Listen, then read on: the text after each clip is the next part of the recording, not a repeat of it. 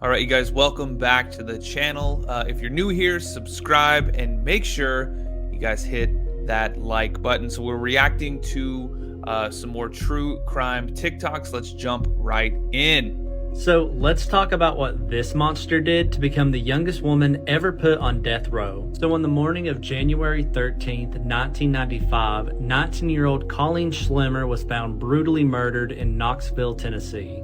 Colleen had been brutally murdered by having her head smashed in with a concrete block after suffering almost an hour of torture, which included having a pentagram carved into her chest while she was still alive. Now, Krista was quickly caught a few days later because she actually took a piece of Colleen's skull and kept it as a souvenir and was going around showing all of her friends and bragging about the murder. Now, it was soon discovered that Krista had actually murdered Colleen along with her boyfriend because Krista was jealous and thought that Colleen was trying to steal her boyfriend away from her, even though that was not true in the slightest. Krista was just 19 years old when she was found guilty and sentenced to death, and she is currently still sitting on death row awaiting her execution. This is one of the most disgusting and evil cases I've heard of recently. On the 7th of December 2017, teacher Thelma Boyle was desperately trying to make some extra money. She was doing a cleaning job to earn extra money for her family, and the job suited her as her 8-year-old could come along and play while she worked.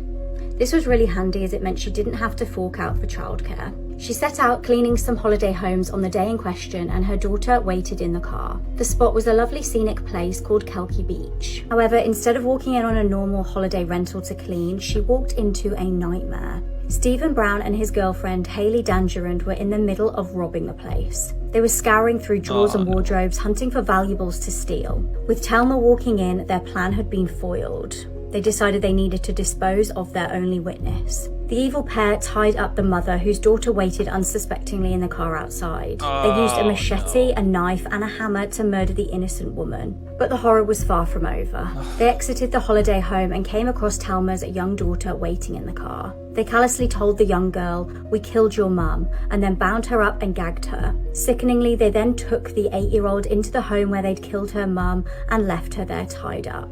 The 2 Australian tourists who were renting the holiday home then came back and found the crime scene. The 2 killers were tracked down hours later in Thelma's car, which they'd stolen and driven off in. Haley was actually wearing her victim's earrings at the time. They actually begged for the officers to just shoot them and end their lives, but they wouldn't get away that easily. Thelma's husband Kevin wasn't actually allowed to see his wife's body due to the extent of her injuries. The autopsy revealed that she'd fought for her life, with many defensive wounds indicating a struggle. Since the murder, Stephen and Haley have both tried to blame each other. Stephen was found guilty of second-degree murder and apparently showed no emotion as the verdict was read out. Haley is currently awaiting trial.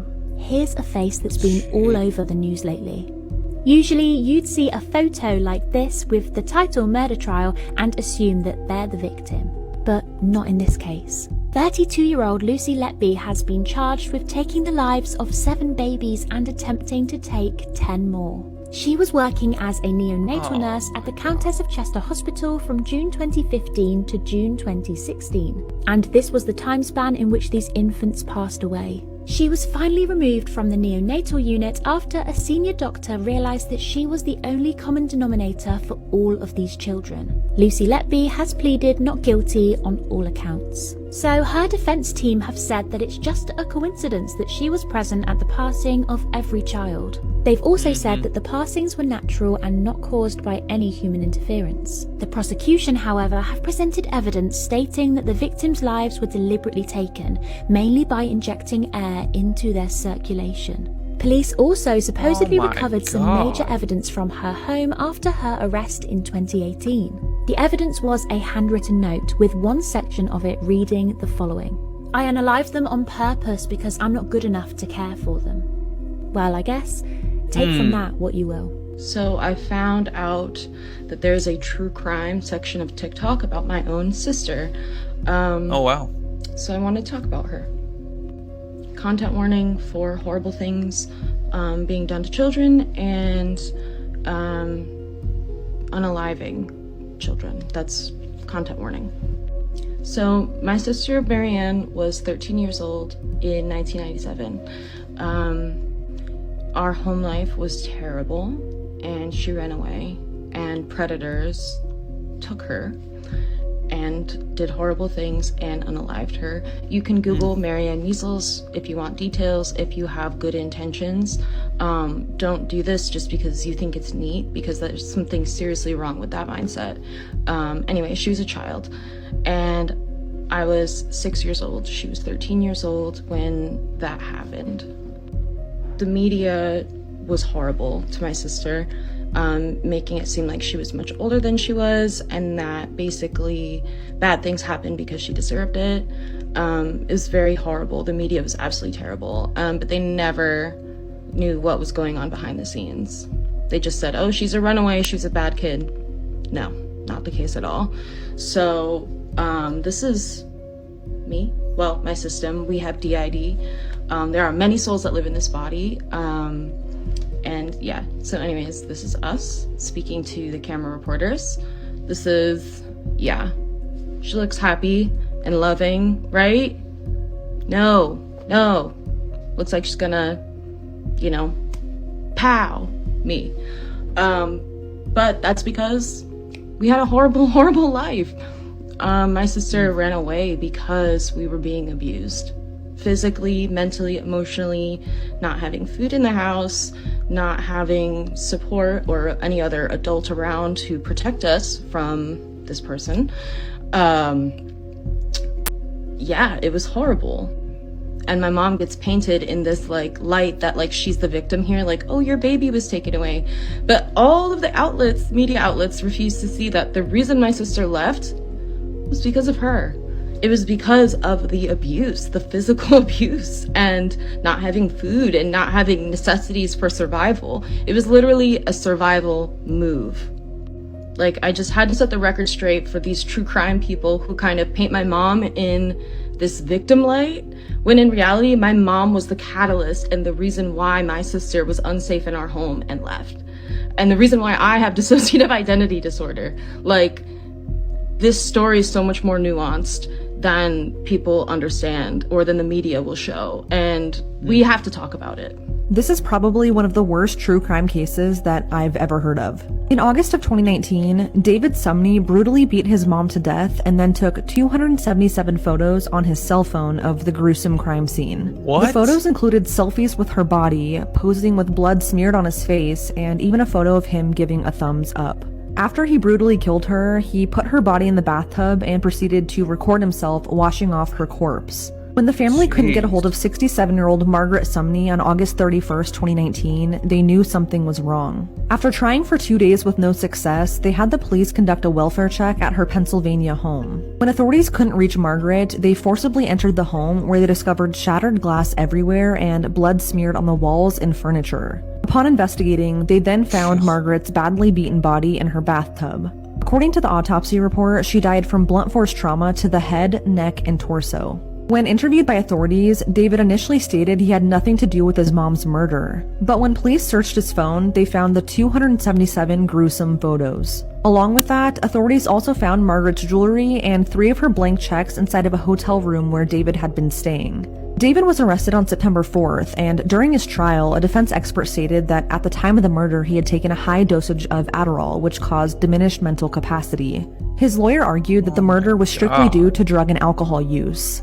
David was initially facing a first-degree murder charge as well as abuse of a corpse, and if he was charged with that, he would have faced life in prison without parole. But unfortunately, he was allowed to enter a guilty plea, which dropped both of those charges, and instead he pleaded guilty to third-degree murder. He was sentenced to 20 to 40 years in prison, but since he's been behind bars since his arrest in 2019, he could potentially be released in just 17 years. And the scary part is that according to prison employees, they consider David a model prisoner who attends Bible studies with other inmates. And this makes the reality of him being released so soon a real possibility. It should be noted though that David had been arrested twice in the past for assaulting his mother and once for attacking his now deceased father. Adding to this, he also faces a pending case for allegedly waterboarding and strangling an ex-girlfriend, which also took place the year of the murder. David Sumney is a terrifying man, and the fact that he could ever be released back into society is a terrifying thing. Mum, daughter, smiles and dances is what Nicola and 3-year-old Kaylee Jade Priest would present to the world on TikTok.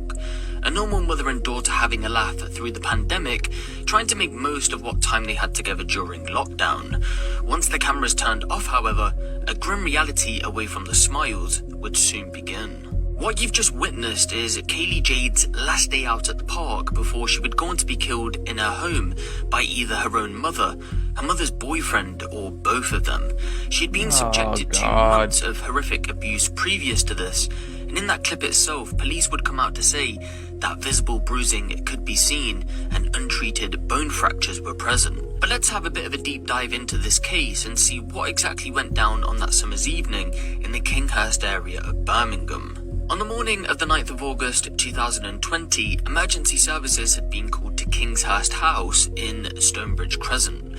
When both paramedics and police arrived at the scene, they found Kaylee laying lifeless in her room, and she would go on to be pronounced dead at around 11:25 a.m. But first responders said something didn't feel right about this situation because a 3-year-old girl with no underlying health conditions had just been found deceased by her mother, and there was visible bruising. So they decided to call detectives to the scene.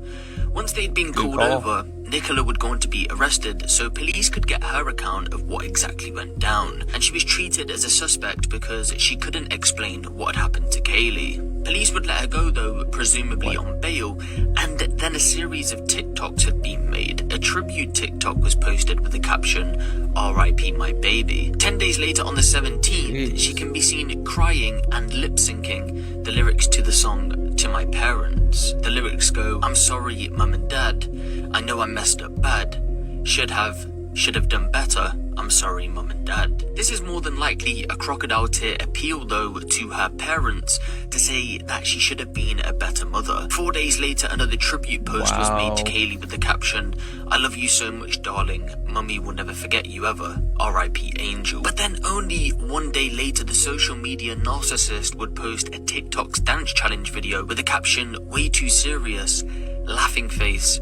Dancing always helps me." 1 day later on the 23rd, she would post this video with the caption, "Love my makeup purchase, everything goes perfect." That would be the last video uploaded to her TikTok account, so we can presume a short while after this, the police would have finished their investigation, and Nicola and her boyfriend at the time, Callum Redfern, were charged with Kaylee's murder. You see, the investigation had been opened after the results of the forensic post-mortem. It revealed that Kaylee suffered a number of significant injuries to her chest and abdomen area. She had also suffered severe internal injuries during an assault and was recorded as having small tears to the brain and a punctured lung. This was the result of heavy blows, possibly kicks or stamps, and a punch or a very hard slap to the head. Some of her injuries showed signs of healing and were dated back 2 weeks before her death, suggesting she had been a victim of physical abuse before. The injuries that caused her death were described as something similar you'd see as if she had been involved in a road traffic collision. That, on top of other evidence including CCTV, would secure the charge that was brought against the pair.